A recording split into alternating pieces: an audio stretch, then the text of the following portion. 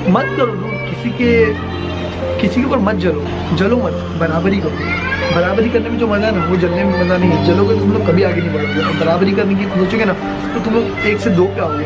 But अगर तुम लोग जलोगे ना, सिर्फ जलोगे, तो तुम लोग कभी ज़िंदगी में आगे नहीं बढ़ोगे। तो हेलो फ्रेंड्स, आपका फिर से स्वागत है मेरे ऑफिशियल यूट्यूब चैनल में। दोस्तों, मैंने एक नया चैनल बनाया है जिसका नाम इंग्लिश विद हरिओम है। और आज से मैं इस पे इंग्लिश से रिलेटेड जो फ्लेमिंगो बुक है उसका जो चैप्टर 1 है वो मैं आज आपके साथ करवाना चाह रहा हूँ। तो देखिए दोस्तों, चैप्टर नंबर 1 है जिसका नाम है द लास्ट लेसन।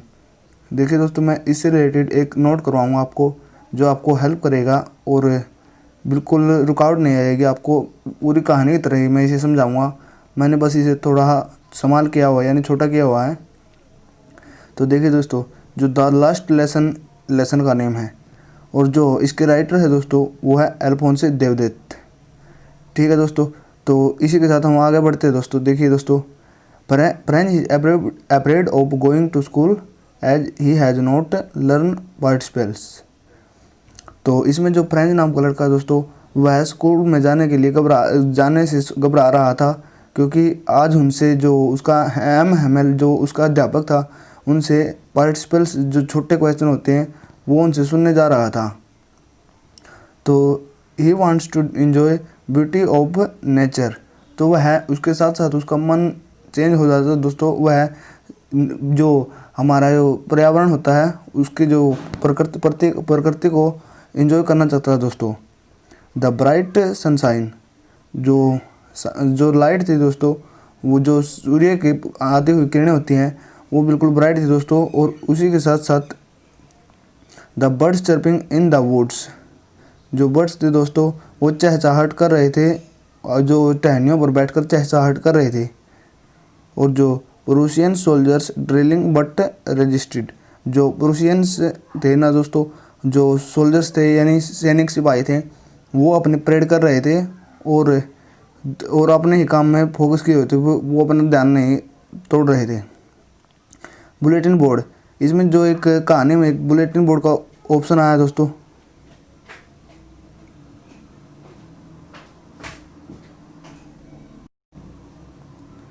तो जो बुलेटिन बोर्ड है दोस्तों वो एक प्रकार का बोर्ड होता है जिसपे हम अपने जो स्कूल है या ज़िला है किसी भी तरह की न्यूज़ उस पर छापे जाते हैं और सभी लोग उस पर देखते हैं। तो जो बुलेटिन बोर्ड पर थी उस जो स्कूल थे, जो लोरेन का जो स्कूल था, एल्सिस और लोरेन के जो डिस्ट्रिक्ट थी, 2 डिस्ट्रिक्ट थी फ्रांस की, और उसमें जो स्कूल था नहीं दोस्तों, तो उसमें जो बुलेटिन बोर्ड था उस पर ऑल बैड न्यूज, केवल बुरी खबरें छापी जा रही थी। लॉस्ट बैटल्स, 2 सालों से जो हारे हुए जो बैटल थे यानी लड़ाइयाँ थी, युद्ध थे, उनसे रिलेटेड खबरें उस पर छप रही थी। The drafts and the orders of the commanding officers wondered what it could be now. तो जो ऑफिसर्स कमांड देते थे दोस्तों वो सिर्फ बुलेटिन बोर्ड पर छापी जाती थी और उसे सबको फॉलो करना होता था। The chances he noticed in the school, the chances he noticed in the school, तो वह जब स्कूल में एंट्री करता है उसे कुछ एहसास होता है, कुछ चांस लगते हैं। Instead of noisy classrooms everything was as quiet as Sunday morning. तो वहाँ पर एक अलग प्रकार की चहचहाहट सुनाई दे रही थी। जो क्लासरूम से होने वाली चहचहाहट थी, सभी चहचहाहट कर रहे थे यानी शोर मचा रहे थे। Everything was as quiet as Sunday morning, सब कुछ बिल्कुल जो उनकी ऐसी नॉइस थी, नॉइस बिल्कुल जो शोर मचा रहे थे वो बिल्कुल कम था और दिनों की तरह।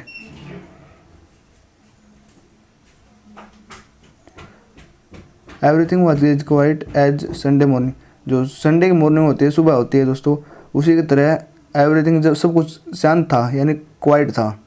The teachers does not scold him and told him very kindly to go to his seat. जो टीचर्स है दोस्तों वो उन्हें डांटते नहीं हैं, फ्रेंच को डांटते नहीं हैं और उनके साथ बिल्कुल विनम्रता से कहते हैं कि अपनी सीट पर बैठ जाओ। The teacher dressed in his Sunday best. तो जो उस दिन थी दोस्तों उस दिन उन्होंने, जो अध्यापक थे, उन्होंने बिल्कुल अच्छे कपड़े पहने हुए थे, जो वे संडे को पहनते हैं, जो ख़ास तौर पर संडे को ही पहनते हैं, अच्छे कपड़े पहने हुए थे। Villagers occupying the last benches, जो विलेजर्स थे, गांव वाले थे दोस्तों, वो लास्ट बेंचों पर बैठे हुए थे। To pay tribute to M Hamel's for 14 years of sincere service and also to express their solidarity with France. में जो एम हेमल जो 24 साल के एक सिंसियर सर्विस के अध्यापक थे दोस्तों, वे अपनी जो ईमानदारी और सोलिडरिटी थी फ्रांस के प्रति, जो उनकी विनम्रता भाव था या उनकी जो देशभक्ति थी, उसको ट्रिब्यूट करने आए हुए थे दोस्तों। M Hamel making the announcements that would be the last French lesson. वह एम हेमल जो अध्यापक था, वह अनाउंस करता है कि यह उसका लास्ट फ्रेंच भाषा में लेसन है। Realize that was no what was put up the on the bulletin board. French realize that he does not know his our mother tongue, regretted why he had not taken his lesson seriously। जो वह that was what was, वह bulletin board पर जो लिखा हुआ था, French realises, जो French था वह महसूस करता है, that he does not know his our mother tongue, वह पूरी तरह से अपनी जो भाषा थी उसे जानता नहीं था, पूरी तरह से जो राष्ट्रीय भाषा थी उसे जानता नहीं था। रिग्रेटेड, वह परंतु फिर भी वह उसके प्रति संवेदना जता रहा था। Why he had not taken his lesson seriously.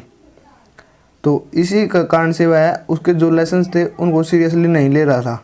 Also realize the reason why teachers was dressed in his Sunday best and villager sitting at the back. और वह महसूस करता है कि जो उनके अध्यापक थे एम हेमल, उन्होंने संडे की तरह आज ड्रेस को क्यों पहनी हुई थी, और जो विलेजर्स थे वो पिछले बेंचों पर क्यों बैठे हुए थे। M Hamel realise that all three, the childrens, the parents and he himself are to be blamed for losing respect and regard for the mother tongue. M Hamel realise करता है जो, और उसके साथ साथ उसके जो बच्चे हैं, उसके जो परिजन हैं, और वह अपने आप भी महसूस करता है कि अपने आप को ब्लेम देता है और फॉर लूसिंग रिस्पेक्ट, और आदर सम्मान खो देता है, रिगार्ड फॉर मदर टंग, जो उसकी मातृभाषा थी उसके लिए। और देखिए दोस्तों, आगे हम बढ़ते हैं। Always keep the mother tongue close to your hearts as it is the key of the prisons of slavery. वह कहता है कि आप ऑलवेज अपनी जो मातृभाषा है उसे अपने दिल के करीब रखो, क्योंकि यही है जो अपने देश के प्रिजन ऑफ स्लेवरी, जो इनकी जो देश की जो एकता है उसको बनाए रखने में सक्षम हो सकती है। Atmosphere in the class, teachers teaching sincerely and patiently, students and others studying with utmost sincerity. जो अध्यापक थे वो सिंसियरली तरीके से पढ़ा रहे थे और बिल्कुल धैर्यपूर्ण से पढ़ा रहे थे। जो विद्यार्थी थे और जो पढ़ रहे थे वे बिल्कुल ध्यान के साथ सुन रहे थे, धैर्यपूर्ण सुन रहे थे। फ्रेंच वंडर्स सर कैसे if Russians could force pagans to go in German. M. Hamel, overcome with emotions, could not speak and wrote on the bulletin board, "Long live France." जो फ्रेंच था दोस्तों, जो सरकसली थी, वह बिल्कुल ध्यानपूर्वक तरीके से देखता है। if Russians could force pagans to go in German. M. Hamel, overcome with emotion, could not speak and wrote on the blackboard, "Long live France, long live France." तो अंत में दोस्तों जो एम हेमल है वो अपने विचारों को प्रकट करता है और अपने जो उसे इमोशंस थी उसको भावनाओं को कंट्रोल में करके वह कुछ नहीं कहता।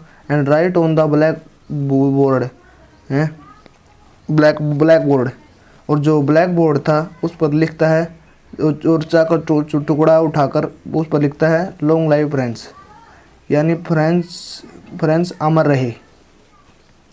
तो इसी के साथ दोस्तों आज का हमारा जो लेसन है वो कंप्लीट हो गया है। मैं और इसका जो डिस्क्रिप्शन में भी आपको दे दूंगा ताकि आप इसे इजीली आप पढ़ सके। और मैं इसके साथ ही और भी अच्छे टॉपिक्स पर कंटेंट बना रहा हूं और आप भी मुझे सपोर्ट कर दे ताकि मैं और अच्छे अपने चैनल पर वीडियो अपलोड करूं। और मैं अगर मुझसे इस वीडियो में कोई मिस्टेक होती है तो मुझे कृपया कमेंट करके बता दीजिए। मैं अगली बार उस मिस्टेक में बहुत ही ज़्यादा सावधानी करूँगा।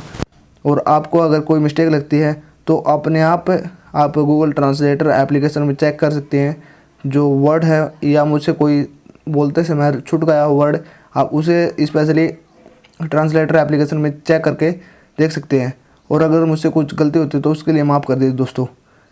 मेरे चैनल को सब्सक्राइब कर दीजिए। मैं और इंटरेस्टिंग टॉपिक्स पर आपके साथ कंटेंट जरूर बनाऊंगा और बहुत ही अच्छे तरीके से बनाऊंगा। शुरुआती वीडियो है दोस्तों, इसीलिए मुझे थोड़ी कठिनाई हो रही है, पर मैं धीरे धीरे इम्प्रूवमेंट कर लूँगा। जय हिंद, वंदे मातरम।